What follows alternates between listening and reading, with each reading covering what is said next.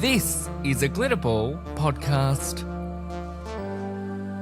Before we get into today's episode, please remember I'm judging these housemates based solely off of an edit and not as total people. Please don't send them any hate, it's just a game show. Buckle up because we're in for a bumpy ride. From saying goodbye to another housemate to taking our very first flight on British Airways.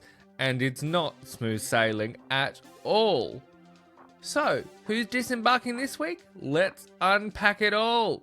Welcome to your eviction episode of He's Always Watching.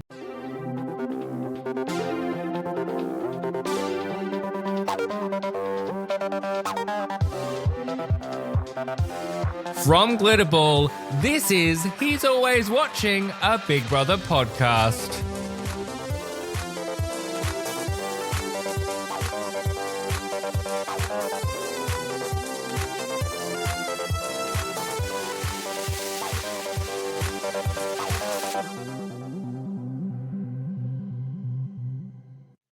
Hello Fishbowl friends and welcome to the eviction episode for week 4 inside the Big Brother house.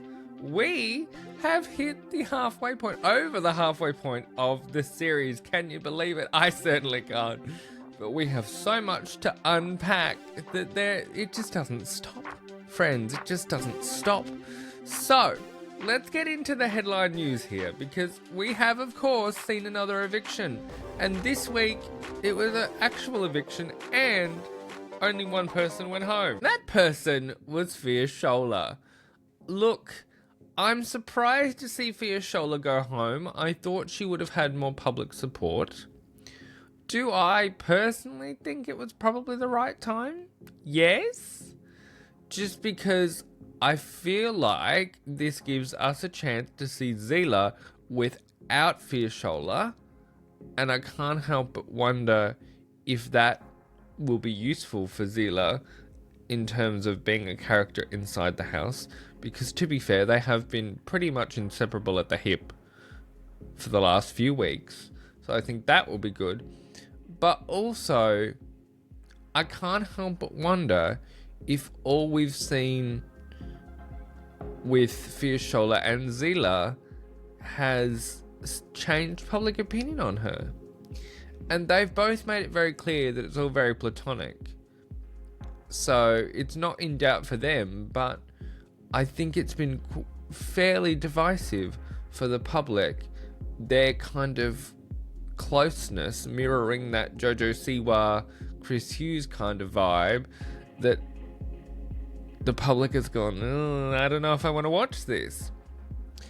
I do think she was good value, but I also do feel she was stuck in her ways. I feel like even with the shake-up of the returning housemates, you really see, I think we really saw, Fia Shola kind of fight to keep that control and just spot in the house that she had prior to their arrival.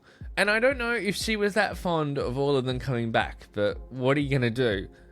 I do think it was probably the right time for her to go. I know a lot of people are upset about this eviction, but personally, I think it may have been time because I don't know how much more we were really learning about Fia Shola in the last kind of week in the house.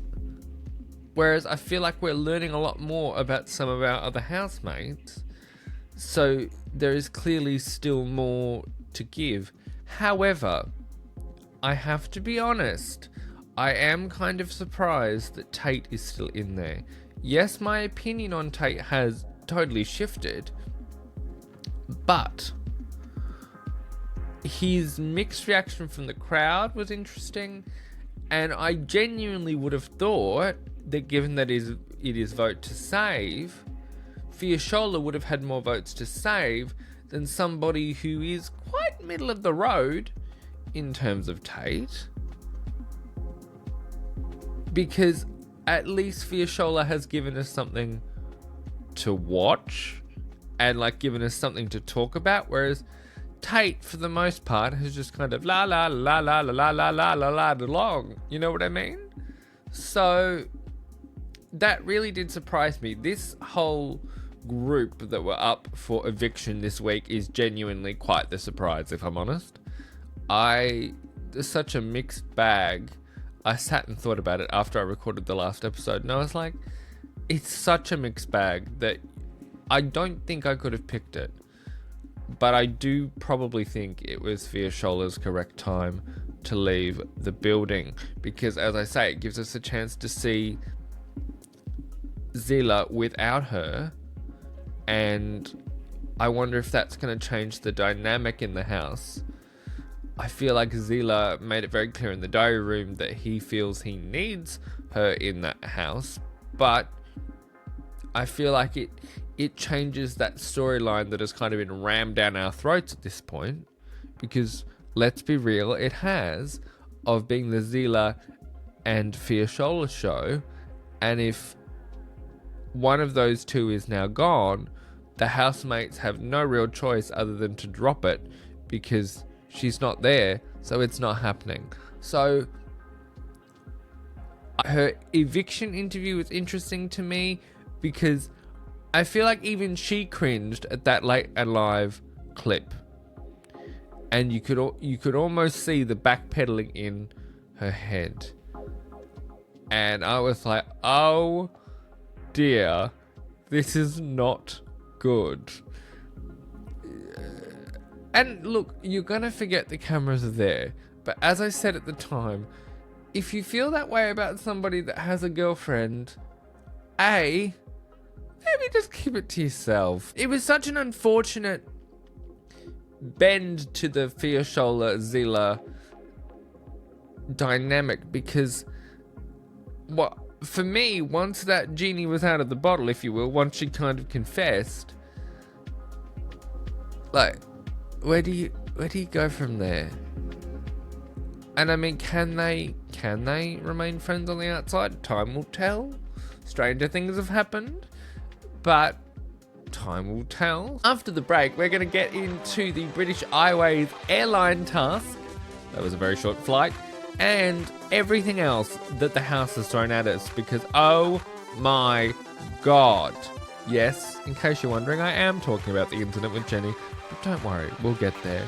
I'll see you after the break. Welcome back. It is time to talk about potentially the shortest task in Big Brother UK recent memory. Yes, we are taking a flight on British Airways to nowhere. We once had the bridge to nowhere, and now we have the flight to nowhere.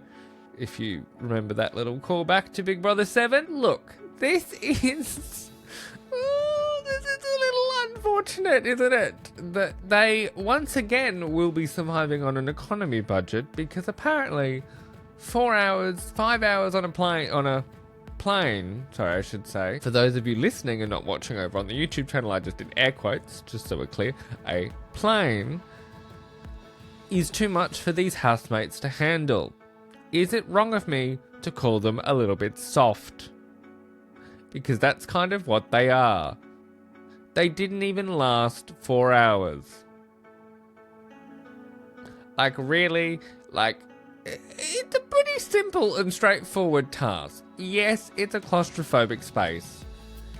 But, like, they really didn't have to do much for a luxury shopping budget. That's all I'm saying. They're a little bit soft, if you ask me. I think it was a pretty achievable task. Potentially the easiest task they've had thus far. Really, if you think about it. So I am really, really quite surprised that none of them wanted to stick it out. And I'm also really quite confused, given that they've just had a luxury shopping budget. They were all going for the food as if it was their last supper, with things they shouldn't have been touching. It really surprises me. It's not like you haven't been fed. If you think last week was bad, wait till you've been on basic rations for a week. They're going to be climbing the walls. So we're going to have a great deal to watch, if you ask me, which, you know, great. But I don't know, I'm really, really shocked. And it's a real shame, because I was really enjoying this task. quite frankly, I would have made them disembark and get back on for a second day. But you know that I feel these tasks should be longer. I just think it's such a good idea. And we've seen it done before. Like Australia's done it twice. The UK has done it before as well. We've seen it done before. And it's a fun idea just to corral them all into this tiny, teeny space and be like, sit, stay for however many hours. Cameron as the pilot also made me laugh because there was no real commitment to the bit from Cameron, but I kind of love that. I must admit, I did very much enjoy the theming of the different groups, particularly the stag party, and how Caroline was just in for a penny, in for a pound, if you will, and really got on board, as did Zila by the sound of it. It just sounds like good old Richard with a little bit of a stick in the mud there. I'm just really shocked that these housemates, there doesn't seem to be a lot of team spirit with this bunch lately.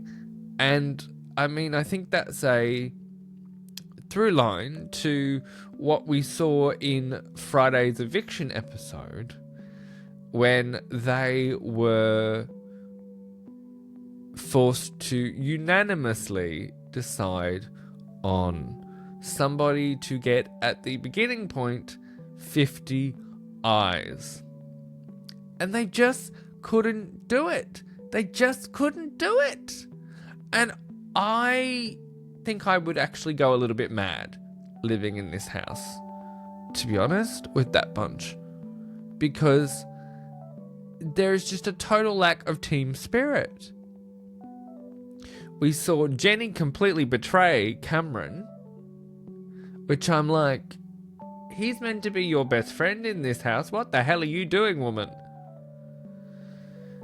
There are just some moments where these housemates are doing completely unnecessary things.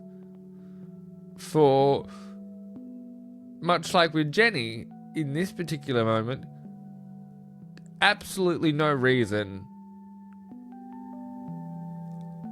My jaw was on the floor. Just because, I don't know about you, but if I'm having a discussion with a friend in confidence, I'm not then going to throw that back in their face in front of an entire group a couple of days later. And I really did feel for Cameron. It sounds like he has made the kind of point of, I've been at boarding school, I don't really miss my parents, kind of across the house. But even so, if he's gone into it deeper with Jenny, for Jenny to be the one to then throw that back in his face, it's just a little bit wrong. Great television for us, because we got to kind of see the house rally around Cameron. But I think it's interesting as well, because we're seeing people online go, does this mean Nancy was right? And look, it probably does. Jenny just didn't need to do what she did, I think, is the bottom line. But I think what it shows us is all of these housemates, given that entire process that we saw, are in it for themselves, as they should be. I mean, it's not like this is a pre-existing duos game and, you know, they've got pre-formed connections. These are strangers that have been shoved in a house together. So, of course, they're going to look out for themselves. Now, as I just said, Jenny was not correct in what she did, in my opinion. Or at least I would not have conducted myself that way. It's just not okay. At all.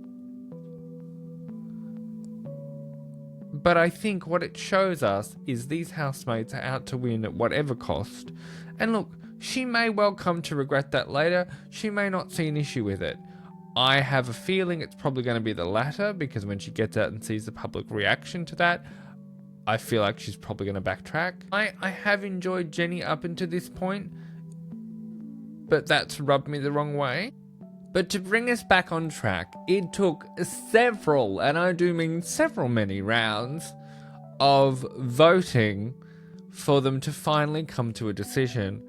First of all, I need to point out Farida's absolute delusion. God bless her, because it was a great television moment of voting for herself because her philosophy was that she was going to share the eyes amongst everybody, even though she hadn't discussed that from what we'd seen prior to the vote. Like, Farida, God love you. God love you. Because this was just great. In the end, however, they did vote for Jenny. So Jenny got her way after all of that mess. I hope the message from home is worth it, Jenny. Because I feel like, regardless of what we think out here, I feel like even the house has kind of gone, okay.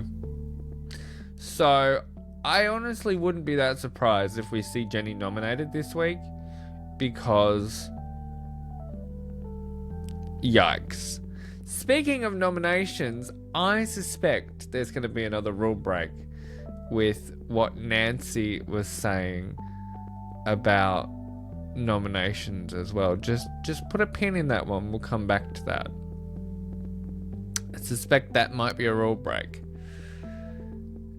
But there you have it. That is all of the last few days inside Britain's most famous house, and we have said goodbye to yet another housemate. I am a little bit surprised that it wasn't a double, but that then tells me Halloween week is going to be chaos.